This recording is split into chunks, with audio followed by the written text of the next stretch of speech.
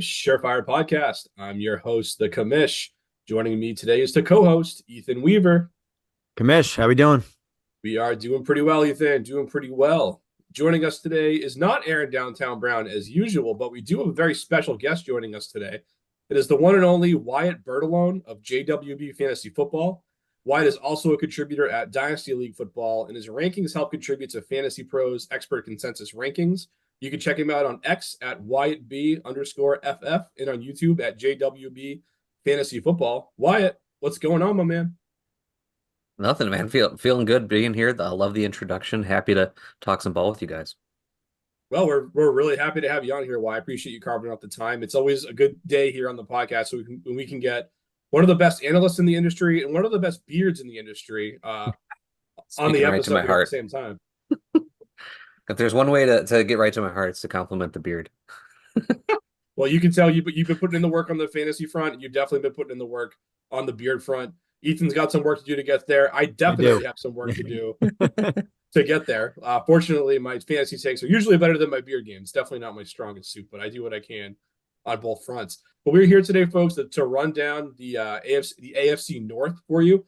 Wyatt's a perfect guy to do this with because he is a fan of one of the teams in the AFC North. Unfortunately for him, it happens to be the Cleveland Browns. We were chopping it up before he came on here. He's a long time suffering Browns fan, but I think there's a glimmer of hope for him this year on the Browns. But we're talking fantasy here, so we're going to be sticking to studs, the high-profile names that you know, the guys that are in the top 25 or so in ADP. We'll be talking those guys. We'll be hitting on sleepers. Everyone knows what a sleeper is at this point. A guy that's a little bit undervalued is going to outperform his position on the board. Give you some good fantasy value there. We're talking busts, players that are the opposite, will not live up to their higher draft costs. And for the dynasty folks out there, we're going to be touching on some sleepers, guys on that format. You can get on your roster on the cheap, players that you maybe mine for a year or two on your bench, and hopefully they pan out. So we're going to be diving into all of that. But before we do that, Wyatt, just give me a quick rundown of what you got going on at JWB or Fantasy Pros, DLF, whatever the case may be. Tell us what you're about. Tell our audience what you're about and where you're at in the industry right now. Sure. First off, thanks for giving me the opportunity to talk about my work on your show. So I'm the co-owner of JWB Fantasy Football, and we are kind of an all-encompassing fantasy brand. We talk best ball, dynasty, redraft, devy. We've got a little bit of everything for everybody. And one of the things that we try to really cultivate is a community. We've got a really cool Discord that's free. That's almost 900 members strong now. And that was really important to us, is building that community through the Discord of people who all just friendly, loving, want to talk fantasy football and try and get better. And that's been super cool to help build that. And over at DLF, I do my writing there. I don't think I'm a very good writer, but they were so kind to let me do some writing for them. So it's been cool. It's a cool challenge over there. But right now I have a weekly series that comes out every Wednesday. That's a positional buy, sell, hold article that, each week it's a different position, pick 4 players, tell you what I'm trying to do with them in Dynasty. And doing the Fantasy Pros ECR rankings, so helping contribute there, which is super cool to try and track how you're doing each and every year. It's tough, man. It's tough. Yeah, definitely. And I've read some of Garrett's work personally on DLF. Ethan and I have both been members there in the past, and I still am currently. So it really is great work that Wyatt cranks out there, folks. Make sure if you're on DLF that you're giving that a shot. And if you're not on DLF and you're playing Dynasty, you're missing out on some really good content. And the forum is really good on there too. They're a really good network of people that you can get in touch with through that site as well. And remember, Wyatt is a contributor to the Expert Consensus Rankings, or ECR, at Fantasy Pros as well. So if there's anything that you hate about the ECR, make sure you take that up with Wyatt directly. Yeah, I get those calls. He's solely responsible for everything that you don't like on Fantasy Pros. So keep that in mind. But speaking of Fantasy Pros, for this exercise, we're going to be utilizing for our studs, sleepers, and our busts. We're using Fantasy Pros data for this. We're going to be going with the 1 QB, half PPR, average draft position, or ADP. And we're going to be using that for those categories. When we get to our dynasty stash candidates, we're going to be using Fantasy Pros as well. But this is going to be their dynasty and keeper rankings to sort of give you an idea of where those guys are going in drafts and where they rank at their respective positions. So that's enough pleasantries, enough formalities. Let's dive into the meat of the episode here in the rugged AFC North. We're starting with the studs, guys. We're going to go with the highest ranked player in this division in 1 QB. That is none other than Jamar Chase. His ADP is number 4 overall, good for WR3. Wyatt, you're a guest. We'll throw the ball right to you, brother. Are you in or out on Jamar Chase at number 4 overall, and why? Hard to be out on a player like Jamar Chase. And for that reason, I am basically just in at cost. I mean, like that's where he goes on like underdog too. I do a lot of best ball drafts there. And the way I kind of feel about like these wide receivers in this general range is if you're doing one draft, you kind of have to pick who you like the most out of the tier because it is kind of the tier, right? You got CeeDee Lamb, Tyreek Hill, Jamar Chase, Justin Jefferson. I'm gonna say Brad. Like everyone's gonna have their favorite out of those bunch. And if you're just doing your one draft, you just have a couple home leagues or whatever, you kind of have to parse through which one you think is best because you might only have a chance at one of them. And I mean, there's nothing wrong with Jamar Chase. I think there's actually a reason to believe that he could finally have like his best season since when he was a rookie. Because without Tyler Boyd, I think they could move him in the slot more than they have previously. And that could end up being, more targets, more receptions, all those things. And he's really dynamic with the ball in his hands. So it's very possible that things can click back into place for the Bengals this year. Joe Burrow, hopefully back and healthy. I mean, he had that thing with the wrist that's like no quarterback ever has had this injury in the wrist. Like it's all like linemen and stuff. So it was super weird, but he's cleared for contact going in the training camp. So everything should be good there. And if we get, the Joe Burrow we're used to, Jamar Chase could go out and do everything he's been doing. But I was going to note, like I said, if you're only in a couple drafts, I say, you kind of have to take your pick here. But if you're going in a bunch of drafts, I honestly like kind of splitting up my exposure a little bit to all these guys in this area because I think they're all fantastic that I don't want to miss out on any of them. And it's hard to like stake your claim on one over the other too much. I think the only like the big take you can really have at this point is like maybe we're overthinking things with Justin Jefferson and like he's still the best wide receiver in football. But I have no issue Jamar Chase being over Justin Jefferson. It's the way I have it currently anyways, just because I think the touchdown equity is much higher for Chase than it is Jefferson currently. Yeah, we're splitting hairs here in round 1 for sure. I mean, it's tough to make an argument against Chase. I think everyone would love to have Jamar Chase. Ethan, would you agree with that? And where are you at on Chase at current cost? I mean, at cost, I would, if I'm going receiver in the top 5, I mean, Chase, there's really no better pick you can go with than Jamar Chase, just with Joe Burrow at quarterback. He's been absolutely crushing in red zone targets. I think you see Chase over Jefferson just because of the uncertainty that you see in Minnesota right now. Reports are that JJ McCarthy's the QB3 right now on the team, so looks like Darnold is gonna take the reins to start, which is why I think Jefferson below Chase, Hill, and Lamb makes a lot of sense. But the way I like to build my redraft teams, and as Wyatt said, it kind of depends how many leagues you're in, but I think at 4, seeing Breece Hall and Bijan Robinson ranked at 6th and 7th, I think I would rather take the stab at the running back in this range and then hammer a receiver after, which is why that would be the only reason why I'd be quote unquote out on Chase. But you never really out on Chase because he's just a dominant receiver. And I do think he has a chance to absolutely blow up with a healthy Joe Burrow. As Wyatt said, Boyd's out of there now. Potential slot targets, potential increase in targets. But if I'm going to be drafting here at the 104, I would rather go in a different direction, Breece Hall or Bijan Robinson. I'm on board with that too, Ethan. That's more or less around that. So if I really have to click the button on him at ADP 4 overall, I'm going to be out for that reason. And I don't disagree with anything anyone else has said. Chase could go nuts. Hell, he could be the number 1 scoring player among the non-QBs this year. That wouldn't shock me. But if I really have to kind of go through with the fine-tooth comb, I'm also on board with the running backs here. That's because when I build my redraft teams, my ideal setup is to go hero running back strategy, which essentially, for those who don't know, entails you grab a running back with your first, maybe your second pick, and then everything else for the next handful of rounds is all receivers, tight ends, maybe an elite quarterback too. So I typically like to grab my stud running back. If I'm drafting in the top 4, I'm not going to miss my chance to grab one of the guys Ethan mentioned, McCaffrey, Breece Hall, Bijan Robinson. Those guys, you can call me a fossil for this, anybody out there, but I actually have those guys 1, 2, and 3 in my redraft rankings this year, but just for that reason. I don't want to miss the boat on those guys, even though I love the wide receivers too. So that's where I'm at on Chase. If I really have to split those hairs, I'm going to be out on them at ADP number 4 overall here. Wyatt, any reactions to Chase before we move on to our next guy? Well, I like the point about the running backs because it is really exciting with Breece Hall and Bijan Robinson this year. And I think there is a tier gap after those two, right down to the next running backs. Like I'm still excited for Jahmyr Gibbs, Jonathan Taylor, but like there's a clear gap between those players to me, right? And I think the league that you're in really helps inform your decision in the beginning of the round like that. Like if you're in the 2 running back, 2 wide receiver, 1 flex league, like the running back becomes more important there. And it really makes a lot of sense to go with Bijan or Breece Hall. If you're in 3 wide receiver, 2 flex, like the running backs start to become a little bit less important. Like it starts to, I think, sway back to, maybe drafting wide receiver, but they are extremely close. And like, I'm a 0 RB zealot. I follow, I follow it through and through. So it's tough for me to say take the running back in the first round, but like it does make a lot of sense because we know that the biggest fantasy performances you can get the first round actually come from those running backs, right? Like that's when we see CMCs happen, like you had CMC, you probably made your playoffs. Like that's just how it is, like, and that's what you get when you hit on those first round running backs. They just have a little bit more risk compared to the wide receivers, right? Which is why I kind of go with the 0 RB route. But it does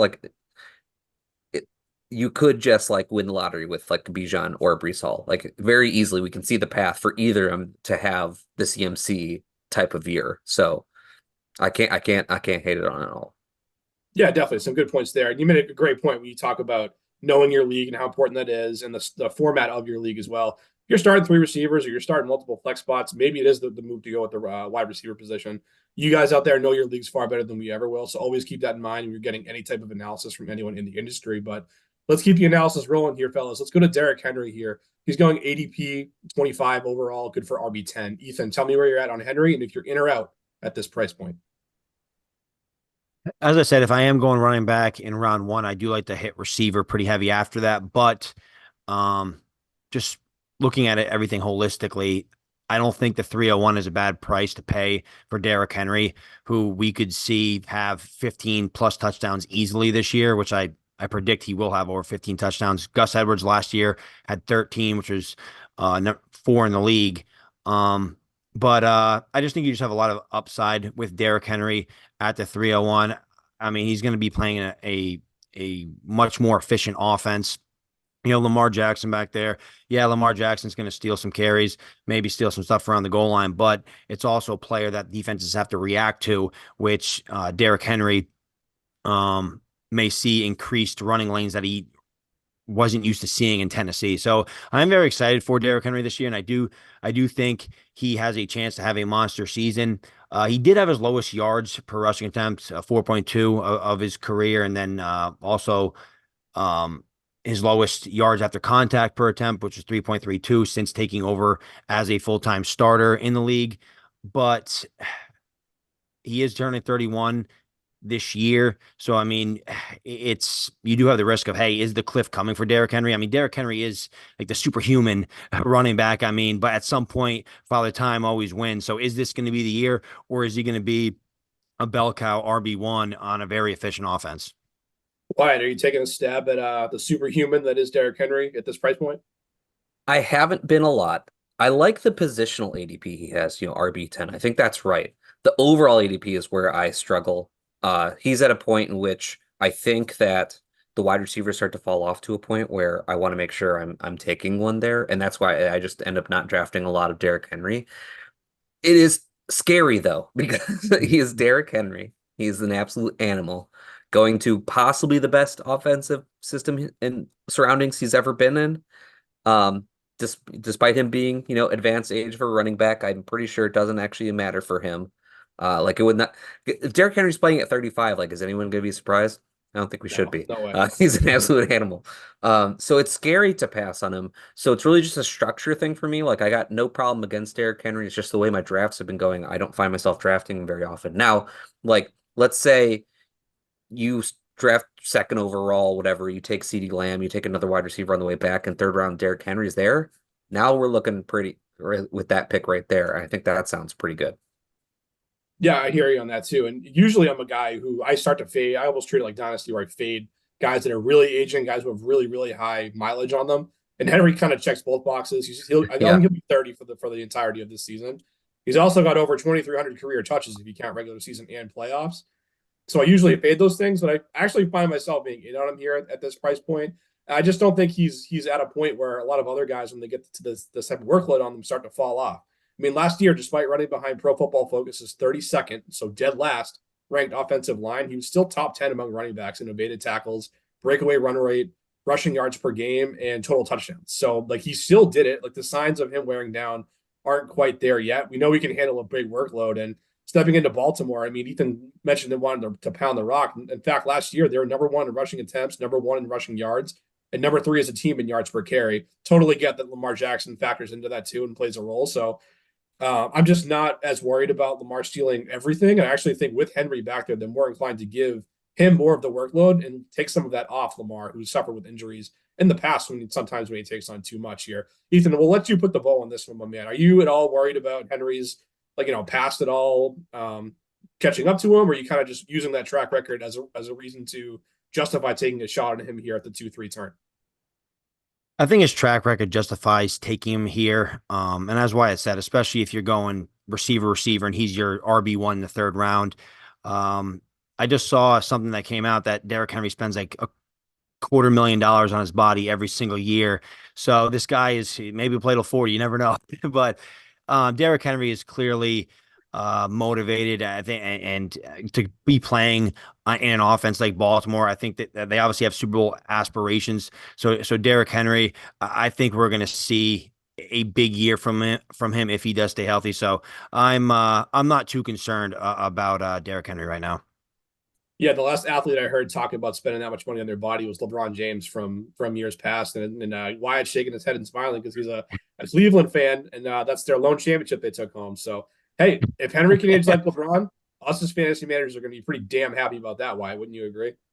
Yeah, I guess go buy Derrick Henry in Dynasty for that reason alone. There you go. Yeah, we'll chop that up just that one line. Put that out there. See what the Dynasty community thinks about that. There you go. That's funny. But hey, we just brought up Lamar Jackson. He's our last stud we're going to talk about. We give a little bit more leeway on studs at the quarterback position when we talk a 1 QB format. So Lamar does crack the top 50, ADP 41 overall. Good for QB 4 on this list, Wyatt. I know it's a division rival and he's a quarterback on another team, but are you taking a stab at him here at that cost? Definitely. I think he's right in that tier with Hurts and Josh Allen, and you can argue Patrick Mahomes is in there. I think we're going to see bounce back from Patrick Mahomes after last year. That's probably not a hot take to say. But yeah, I mean, Lamar, I think is, if you don't account for his terrible immune system, I think he's one of like the safest QBs there is in fantasy because of that rushing floor. He's an efficient passer. The second year in Todd Monken's offense, I think they could take another step forward.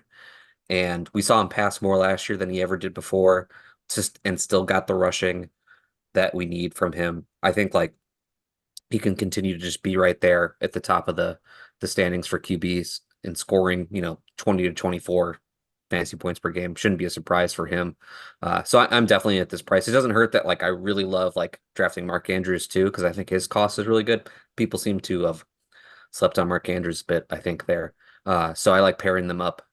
So definitely in on Lamar. Ethan, do you agree? I agree completely. Lamar Jackson is just a game changer, especially in 4 points per passing touchdown leagues. I usually like to wait on quarterback, but if Lamar Jackson is sitting there in the middle of the 4th round, it's hard not to press the draft button. He just gives you that immense positional advantage, in my opinion.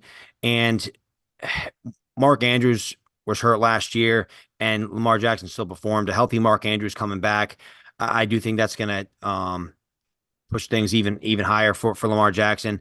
I just think he's a game changer at the position, and I'm definitely happy to take him in the middle of the 4th. I think it's a really good spot for him. It's if he does really, once redraft for the season gets into full tilt, if he's there in round 4 for you, I think it's going to be hard not to pass on him. It's just like at my core, it's just hard for me to click the button on a quarterback in the 4th round. And I just like too many other guys that are on the board there. Like Blake Neighbors goes 1 pick later. Trey McBride goes in that range. Mark Andrews, who I just brought up, I freaking love this year. He might be my favorite 4th round value in drafts this year. Like an elite tight end I can grab, people kind of fading because of an injury, sort of like Lamar was a season ago, coming off back-to-back years of an injury. So there's just a lot of guys I like there. And the fact that quarterback just feels like it's deeper to me now than it ever has been before, with guys entering the frame from a rushing standpoint, guys that give you that type of utility. Like Anthony Richardson goes a full round later. Kyler Murray, who I firmly believe has QB1 overall upside this season, goes in around 7. Jane Daniels around 8. Hell, Justin Herbert's outside the top 100 picks. So I love Lamar for fantasy. I would love to get him on my team. When he does go in round 4, I'm not going to laugh at the pick by any means. I just think there's a number of other directions a number of other guys I want in that range, and there's a number of other quarterbacks I'm comfortable with as my every week starter in fantasy later in the draft. Where I'm probably going to grit my teeth and pass on Lamar. Wyatt, what are your thoughts on any of that? Patrick, I'll say, if you can guarantee me I get Kyler Murray in every draft, I'll pass on Lamar every time. Because I think Kyler Murray is like the best value there is at QB. I absolutely love Kyler Murray. I mean, I don't know what we're doing there with that one. I mean, the guy's a top five fantasy QB every time he's healthy. So, and you got Marvin Harrison now. So yeah, you got Marvin Harrison, Trey McBride stepping into the best days of his career. Like hell yeah, it's wheels up on that offense, baby. I traded him in a dynasty league for 3 first-round picks, and I'm starting to think I may have gotten screwed on that one. Yeah, I traded away a Kyler last year too, and I'm not happy about it. Well, we won't talk about our bad memories here. We'll just keep the train rugged. We'll chug over to some sleepers here, guys that we're going to be buying low, at least somewhat low on here, and then they're gonna pan out for us and lead us to success this season. Ethan, we'll start with you, my man. Who's your sleeper in the AFC North? I'm going to stick with the quarterback position. Not the biggest fan of this quarterback. I was never really high on Deshaun Watson as a Cleveland Brown, but I just think at his overall ADP right now, if you are punting the quarterback position, I do think he offers a ton of upside. Overall, 139, the 1207 quarterback 21. And I just think at that price point, I think he offers QB1 upside week to week or high end QB2, and you're getting him in the 12th round. So as I said, if you're punting the position, I don't mind pressing the button on Deshaun Watson. He has arguably the best supporting cast he's had in a long time with Amari Cooper. They just traded for Jerry Jeudy and paid him. Njoku broke out last year. Elijah Moore still around. Tillman, let's see if he can take a step in his sophomore year. And you also have a decent run game. We don't know how Chubb is going to be, but I mean, Foreman's there, Ford's there. So I think this offense with Stefanski and Ken Dorsey, I do think they have a chance to do pretty good things. And it kind of all hinges on Deshaun Watson. But Deshaun Watson, it's been small sample sizes when he has been the quarterback for the Cleveland Browns just because he's always hurt. That's the biggest thing with Deshaun Watson. Can he stay on the field? He's played in 6 games each of the last 2 seasons. One due to suspension, and then this past year he just kept getting hurt, and then he finally missed the rest of the season with that shoulder injury. But just looking at those 5 games, if you throw out week 7 where he barely played, his points per game, just looking at the Fantasy Pros half point PPR scoring on their website, it was 18.34 points per game with that small sample size of 5, which landed him right around QB 13. That's removing Joe Flacco out of that, and then Anthony Richardson was tied for 12. But Patrick Mahomes last year had an average of 18.4. So he was basically right there, and you're clearly drafting Mahomes a lot sooner than Deshaun Watson. So I know yeah. So I just think at this price point with his upside, and he does have a somewhat of a rushing floor in his 2 seasons with Cleveland. He does average right around 30 rushing yards per game. That's an extra 3 points a week. And I think it's kind of now or never for Deshaun Watson. I'm sure Cleveland Browns fans feel the same. I mean, at some point, is Deshaun Watson ever going to come close to where he was in Houston? Probably not, but can he be 85? I mean, maybe 90%. Who knows? But I just think at that price point, I'm okay pressing the button. Well, that's your quarterback, man. Tell Ethan why you agree with him.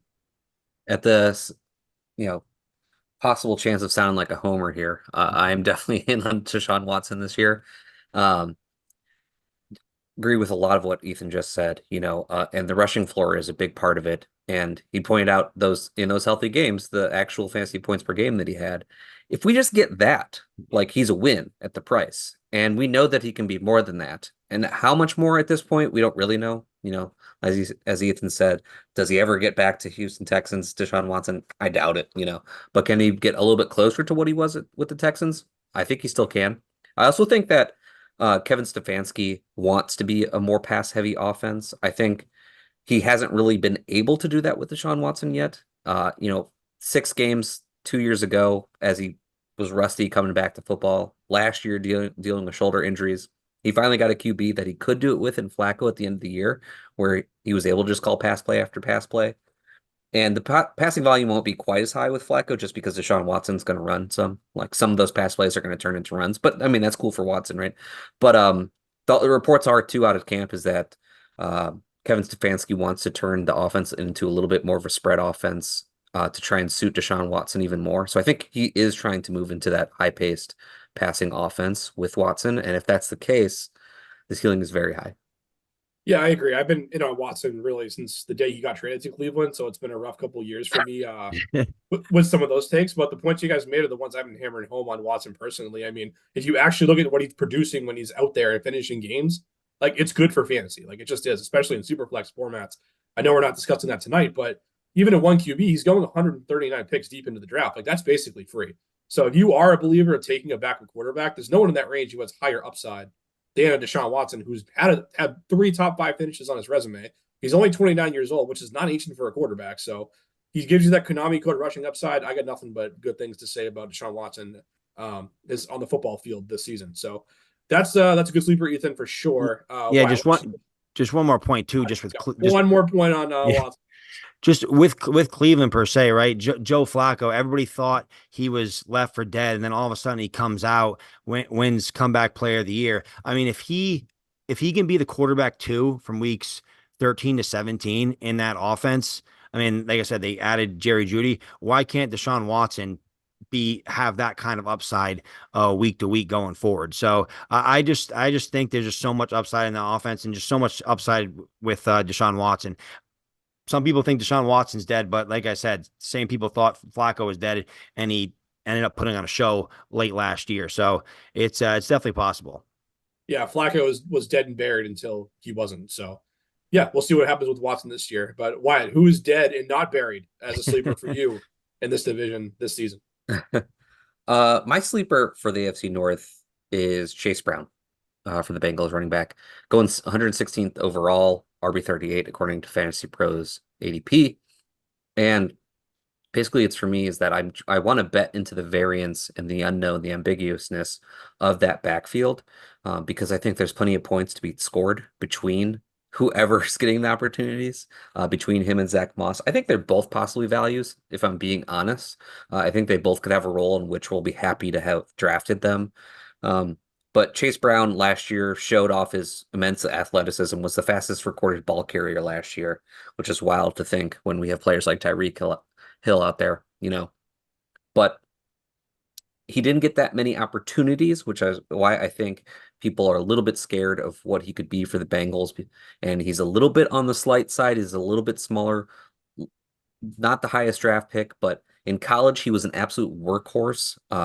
He didn't show any signs of being too small for handling a large workload. I don't know how large of a workload he'll actually get for the Bengals, but I think there's realistically that he is splitting some of the carries with Zach Moss and getting the majority of the passing work for the running backs. And if that's the case, he's going to be really exciting for any leagues that reward getting pass receptions.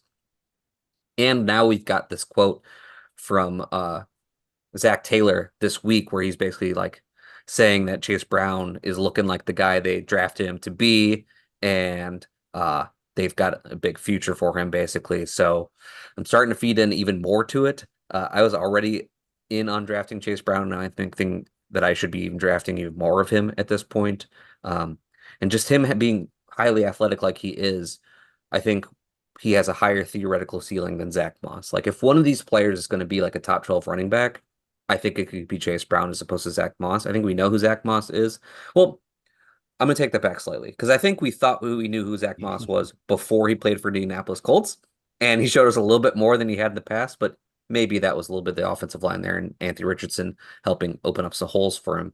But either way, we know that Zach Moss is more of a plotter, and I don't mean that as like a derogatory term, just trying to delineate between the two of them. We know it's like Zach Moss doesn't have home run speed. He's not that kind of an athlete. He can break tackles really well, but he's the type of guy who's going to get you 5 and 10 yard gains, whereas Chase Brown could be the guy who can get you a 50-yard gain. And for that reason, I think like if one of them is going to fully break out, it's going to be Chase Brown. Ethan, tell me what you think about the Bengals backfield and Chase Brown going in 118 overall in RB 39. I agree with Wyatt. I agree that I think Chase Brown and Zach Moss, I think both could be slept on a little bit. I mean, Zach Moss is RB 25 right now, overall 83. So I think you can make a case for both, because I do think Zach Moss has a chance to beat that ranking of RB 25. But Chase Brown, he has he has the most upside in that backfield. He has the ability to break one at any given moment with that speed. So late in the draft, 118 overall, Chase Brown could end up being a league winner for you. And those are the kind of picks late in the draft that you want to make. This backfield, we don't know what the splits are going to be, which makes it very enticing, which is probably why these ADPs are depressed a little bit. So it's going to be an interesting battle in camp. I do think Zach Moss is going to end up being the quote unquote starter, just for a lot of first and second down carries. He is good in pass pro too, but I think they're going to want to use Chase Brown on third down as a weapon out of the backfield, and still give him his if he can get 10, 12 carries a game and working on third downs, I think that's going to be a very usable piece in fantasy football, especially in full point PPR leagues. Yeah, we started the show talking about how much we all like Chase and how much we think with a healthy Burrow coming back that this offense is going to take a step. So there's going to be opportunity, I think, for both guys, like you both mentioned, to be fantasy viable. And at cost, I think I actually would rather take a shot at Chase Brown at almost RB 40 price versus Moss a little bit earlier. So good points there on both sides. I think he definitely fits the mold of a good sleeper. My sleeper from this division is actually a little bit more high profile, which is not typically something you hear when you think of a sleeper. And I almost feel a little bit dirty bringing up this guy's name as a sleeper for how good he was in the past. But I'm going with another Cleveland Brown here in the form of Nick Chubb, who goes ADP of 116, whopping RB 37. So Wyatt, the Browns fan, won't hate that at all, I don't think. But I know the guy's bouncing back from a gruesome knee injury. He had another gruesome knee injury, but he's done that before. And think of everything we know about Nick Chubb here. I mean, like we talked about Derrick Henry being a genetic freak. This guy is cut from the same cloth. I mean, the guy he's already in the gym squatting 540 pounds last week. I mean, I'm no doctor, but that can't be something you prescribe for a normal human being to work out to rehab from a tough knee injury. So, I'm not really sure if he's going to be on the field for week 1 or not, but I think the risk is already baked in here around round 10 or around 11. And hell, if we get news that he's not going to be ready to go for week 1, I think that ADP is just going to get a little bit even more depressed, which I'm perfectly fine with taking a stab on. I mean, I think more and more leagues today have IR spots for players that are injured. So he's a guy you can grab and stash on one of those IR spots. And that's also a good workaround if you're playing in redraft leagues that use kickers or defenses. It's a good excuse to not draft a kicker or a defense if your league has that option. So you just grab another player, stash him on IR, then add a kicker before week 1 or whatever. So that's kind of a sidebar a little bit there. But I just think that even though everyone knows who Nick Chubb is, everyone knows how good he is, I think he's priced low enough now where he actually falls into the category of a sleeper here. What do you boys think about that? I can't speak about Nick Chubb faithfully because he's my favorite player. So like for years and years, I've always just been higher than market on Nick Chubb. I can't help it. It doesn't hurt that he is one of the best running backs there is in the NFL, when healthy, that is. But it is tough with the injury. If there's anybody who's built different, it's probably Nick Chubb. So I'll say that, that's all narrative, right? Like there's no metrics behind Nick Chubb's ability to just recover from gruesome knee injury. Because who else has done it like he has, right? Like when that injury happened in college, normally that means your career is over. Nick Chubb went on to become one of the best running backs in the NFL. Like it shouldn't surprise anybody if he does come back sooner than everyone's expecting. But I think like if you're drafting Nick Chubb, you should do it with the idea that you probably have like an RB2 for the second half of the year and everything else is bonus. Just like prepare yourself for that. And I think if that suits you, then he's a good pick.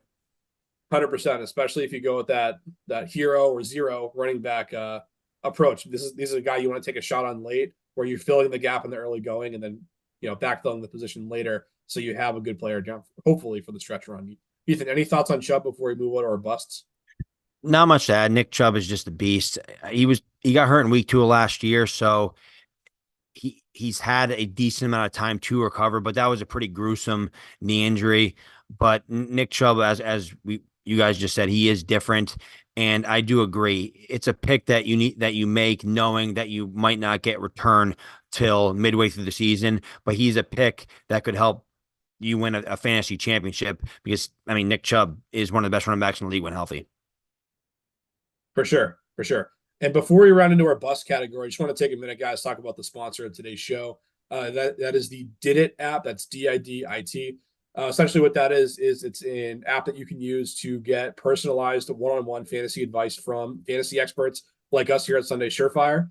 Maybe even someday like Wyatt, if he's not already on that app. But it allows you to get real access right away to an expert. You can FaceTime, have an in-depth conversation about your roster, what your needs are. Maybe if you want to bounce a trade offer off them, maybe a rookie draft pick if you're in a dynasty, whatever the case may be. It's a pay per minute cost platform, wicked easy to use. I've done it myself. They're currently set up for iOS users at the moment, but definitely give those folks a shot if you want to dominate your leagues this week. Sunday Surefire team is available. We're $1 a minute, one of the cheapest ones on the site, but we're available in both the redraft and dynasty spaces. So definitely look a little bit further into that. They're on X at Get Did It. That's GETDIDIT. And your first call is absolutely free on that platform, guys. So you have absolutely nothing to lose. With us, if you do go with us, we do provide you with notes about what we talked about going into the call, and then also what we talked about during the call, and kind of just some ideas that we have. So we really make it as pain-free as possible. So give us a shot on Did It, and you won't regret it later. But let's round into our bust category here. So we've been really warm and fuzzy on a lot of guys so far. We think this stud's awesome. We think this guy's going to outperform ADP. But let's get a little bit negative here, even though this is admittedly is a tough division to talk about busts because Ethan and I were talking before he came on. It's a little almost like it's more like a case of I don't love this guy at his cost, but I could see it versus I think this guy's going to be terrible at where you have to draft him here. So with that here, Wyatt, we'll kick it to you, my man. What do you got for us for quote unquote busts in the North? Yeah, so I mean, I had to go with somebody from the Steelers being the rival of my team. Yeah. So I'm going to say George Pickens is my bust. 55th overall, wide receiver 27. I get it, right? Like, no Deontay Johnson. He should have this runway for all these targets. I'm not so sure that it's that simple for George Pickens. I think George Pickens is a really talented deep threat. I'm not positive if he does more than that well in the NFL at this point. Now, he could grow into more than that, but we haven't really seen that so far. Some of that can be blamed on his offensive coordinators because they haven't really been doing him any favors. But still, that leaves us without knowing how well he can do all the other things in the NFL. And now Arthur Smith is his offensive coordinator, who we just spent the last year bashing over and over again about how he used his players in Atlanta. His quarterback it's an upgrade, but like we're not pumped, right? Like he has Russell Wilson now. How long have we been bashing him now?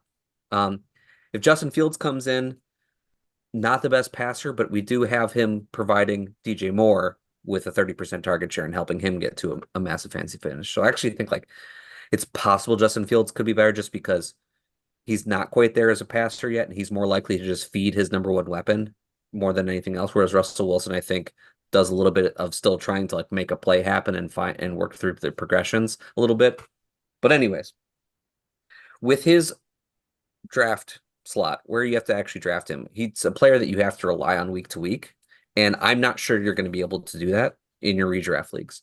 Now, if you're in a best ball league, I think George Pickens is a much better pick because you don't have to worry about the down weeks when those happen.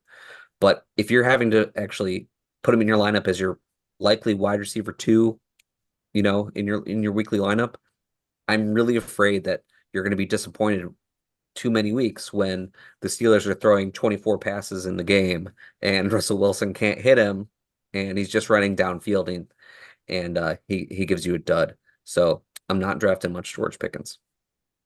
Ethan, I think I know where you're going to go with this, but have at it.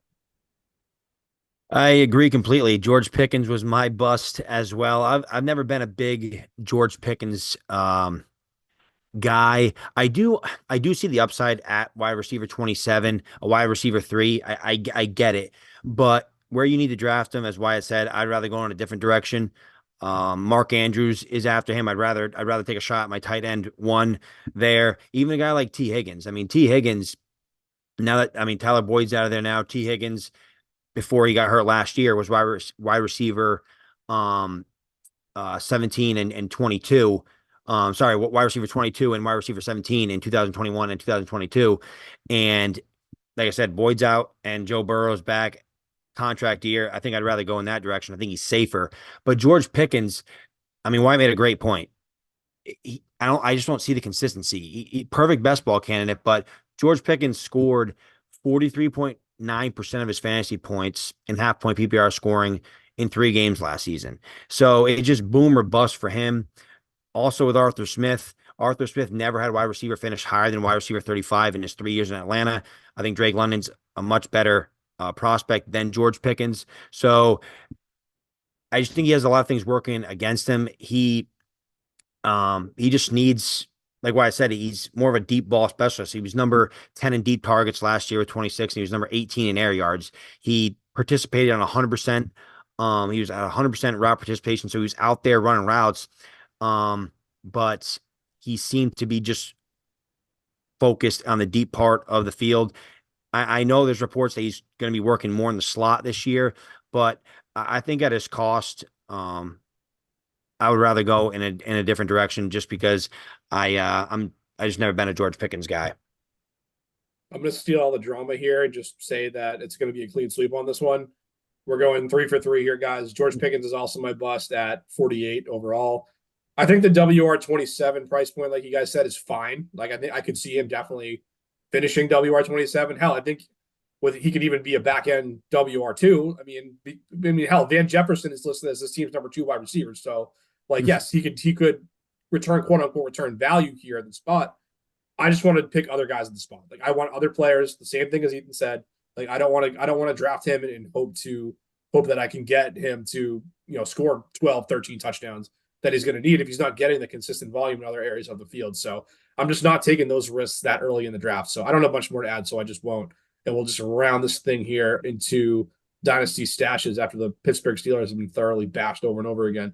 So let's go here. Dynasty stashes. I'll kick this one off here, guys. I'm going to go back to the Cincinnati Bengals offense. I'm going to go to Jermaine Burton, ADP 145, receiver 61 overall. I've been salivating to get my hands on Burton ever since he was drafted by the Bengals in the 3rd round. I mean, we talked about Burrow coming back healthy, how good Jamar Chase is going to be. That's all great. Higgins is still in the fold, playing on the franchise tag in 2024. But with the Bengals, obviously in win now mode, they want all those pieces in the mix for this season. But beyond that, I mean, this roster is about to start getting really, really expensive. Burrow's got a big payday. Chase is going to get the bag here. So it's going to be hard for them to keep all these skill players. And it just feels like Higgins a year from now is going to be the odd man out in this group. So in theory, that elevates Burton as early as 2025 into the number 2 receiving role on this team. So if you look at, let's take a look here. Let's get in the time machine. We'll go back, look at Joe Burrow's number 2 receiver since he arrived in Cincinnati here. So among wide receivers who played in at least 8 games since the Joe Burrow era started in 2020, the Bengals wide receiver 2 has posted the following half PPR point finishes on a per game basis here. Okay, so 2020 was Tyler Boyd, WR36.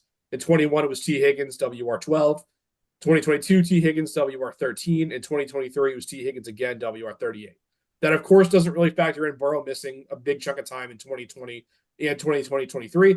But it kind of it does tell us that the second receiver slot is very valuable in Cincinnati with Joe Burrow in that era. So we know how dangerous this attack can be overall. So I think this is a guy, if you're grabbing him in the 3rd round of your rookie drafts, then like it's only upside here. Like if this guy sucks and can't play, it's totally fine that you missed on a mid 3rd round pick. Like it's not going to kill you at all. Like you're not even going to miss this pick, but I think you're getting nothing but upside here in the spot. And I can't wait to draft. But I have been drafting as many shares of Burton as I can get my hands on in Dynasty. Yeah, Burton's a great pick, honestly. Like his thing is his head on straight. Because from like everybody who does prospecting, watching his film says this guy's legit. This guy's got it. But he's had problems, staying out of trouble. I'll put it that way. But I do think like the runway is there for him to possibly get some work this year. He could be the third wide receiver for them, and he could walk into wide receiver 2 for them next year, which would be a fantastic place to be.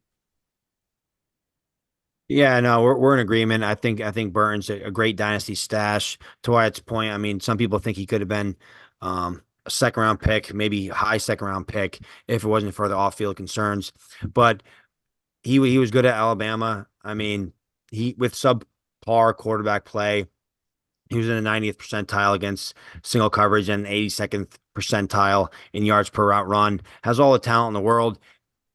The Joe Burrow led offense, it can support three receivers if he can get that wide receiver three role. We've seen Tyler Boyd have his games here and there, and with Higgins potentially on the outs, as you said, Kamish, and if he can lock in that wide receiver two next year, it's wheels up. Love it. Love we're singing Kumbaya, especially when it's a guy I bring up. Love that. Ethan, let's go to you, man. What do you got for us for a dynasty stash? I'm going to stay with the Cincinnati Bengals, and I'm going to go to the tight end position. I'm going to go Eric All, overall 262, tight end 36. So definitely free here. Um, I think Eric All, he's put in a great situation with Joe Burrow on that offense. Uh, very um, shallow depth chart with Mike Gesicki, Drew Sample, Tanner Hudson. Eric All, he's had some injury concerns in his college career. He was at Michigan, then transferred over to Iowa. But I mean, at 6'4", 252, unfortunately, we didn't get to see his measurables due to his ACL injury this past year. A lot of times with tight ends, I look at athleticism and opportunity. Definitely has the opportunity, and I think if you look at his advanced metrics and his tape, I do think he has the athleticism. The last two seasons with at least 20 targets, he was third and 10th in yards per route run. He was 16th and 30th in PFF receiving grade. And before his ACL tear last year, amongst all FBS tight ends, he was 7th in reception yards and 11th in missed tackles forced. So I do think he has the talent. Fourth round is not bad draft capital for a tight end. And I think he could have been drafted even higher if it wasn't for the back issues early in his career and then the ACL last year. But with that depth chart lacking a true number one tight end, I'm definitely not opposed to taking a free dart on Eric All. We had Derek Brown from Fantasy Pros on here about a month ago, and he was singing Eric All's praises as well, and so was I. And it was an awesome time talking about good Eric All. I love this call for a tight end, another guy who's basically free in dynasty here. So Wyatt, give us your take on Eric All, and then just round right into your dynasty sleeper or dynasty stash. I think Eric All is a perfect taxi squad member. Yeah, he's like this interesting prospect because of the injury and whatnot, but he also seems to like check a lot of boxes at the same time. And he is someone where you could easily see the path of him getting that job at some point in the future. Maybe not this year, as he kind of works into the NFL. Tight ends normally start slower, right? We got a little bit spoiled last year. That's not normal. But especially, ones who aren't first round picks, you don't really expect much to happen in the first year. But I do think that like moving forward, something could happen for him because like Mike Gesicki is not that great, for being honest. And outside of that, we know there isn't much there. We saw him in New England last year. He's not very good, is he, Ethan? No, he's not. It is always incredible when you see someone that athletic, incapable of breaking a tackle. It is so weird. Like I'll never understand those types of players. Like how can you be so fast and not break a tackle? I just don't get it. But I'll roll into mine, like you said, and that's Deonta Foreman, running back for the Browns. I guess I had to pick a Browns player. I didn't do it on purpose, but it did happen. Basically, what this is like, I know we talked about Nick Chubb, and we talked about how like it's fair to only really expect something in the second half of the season. And I think there's reason to believe that Deonta Foreman could be a value for the first half of the season for some teams. Maybe you're the person who has Nick Chubb in your league and you want to try and find a way to get some early season production, because while we do know that Jerome Ford should be the starting running back, we also know that last year they didn't use Ford in certain situations, and most of those situations were around the goal line, short yardage, things like that. They gave that all to Kareem Hunt. He did all of the dirty work, basically. Jerome Ford was really good in the open field when they gave him the opportunities, but he was not very good through between the tackles. So they needed someone to do that job, which is why I think they signed Deonta Foreman to be able to do that kind of dirty work for the Browns. And the Browns are a good offense. They're going to get in scoring position often. And Deonta Foreman is essentially free. Like, I mean, he might be on your waivers. You might be able to send a 4th-round rookie pick for him. You might be able to get him thrown on to a trade for essentially free, and he's someone who, if he's got like the goal line role for the Browns and he's chipping in a few carries every game, maybe a target or two, probably not too many targets because that's not really does. But if he's, getting 8 to 10 carries and has that short yardage role, he could be worthwhile enough that he matters. And really, the point I want to do with Deonta Foreman is once you have that, try to move it for anything, because you should be able to upgrade that. Whatever you spent on him, you should be able to upgrade that to somebody who's hurting for some early season production. And if you can't, well, you have someone who you can use in the flex in a pinch, and you got them for free. Yeah, that's a good point. I mean, he's not someone I think of traditionally as a dynasty stash, because obviously he's an older guy, been around the league. I think it was an Achilles he had to start his career. He was the first dude to like buck the trend. Coming back from the Achilles. No, it's an interesting point. I think it's in dynasty. What you ended with there is a really good point, where he's free. You can probably pick him up on waivers, then you can flip him for something in season. I actually did that with him in a league that Ethan and I play. I grabbed him off waivers and ended up trading him for a pick that ended up being the 301 in a draft. And it's just kind of like those easy moves where, like, you got a guy, and if you need him, he has a good game. Even if you didn't start him, like, now maybe someone else sees it and says, "Ooh, give me that. I want to give you whatever 3rd-round pick for him." That's fine. But he also is a guy that, like, he's a capable NFL body. And while he's not sexy, he's never going to get you like a 1st-round pick in return. I think it doesn't take a whole hell of a lot for him to become viable. That's the running back position in general here. So actually, I thought it was kind of an odd call out here, but the more we workshop it, the more I actually kind of like it, Wyatt. So good call there. Ethan, close us out here. Give us your thoughts on the ageless wonder and Deonta Foreman. No, yeah, definitely an interesting call out, but I definitely like the process there. Whenever you can pick up players for free and flip them for quick value, it's always good process. I don't really know why teams just let Foreman just keep leaving. I mean, he's a good, capable back, like we just talked about. He's great in the goal line. He did a very good job for Chicago last year, but apparently nobody wants to keep him around. But what I project to be a good offense in Cleveland, if he does get that short yardage role, and who knows what's going to happen with Nick Chubb. I mean, he could be a nice free piece that, why I said, throw in your flex or flip for some value. Love it. Good calls there, boys. Good calls. That was fun. Fun episode to run down the AFC North here. It was really fun having Wyatt on board here. Wyatt, any closing thoughts for us here before we depart? Just appreciate you having me here, and I hope everybody out there is subscribing to Sunday Surefire. Well, we certainly hope so too. And then obviously make sure you're subscribing to Wyatt. Again, he's on X at WyattB_FF and on YouTube at JWB Fantasy Football. Wyatt, great time having you on here, brother. And until next time, folks, peace.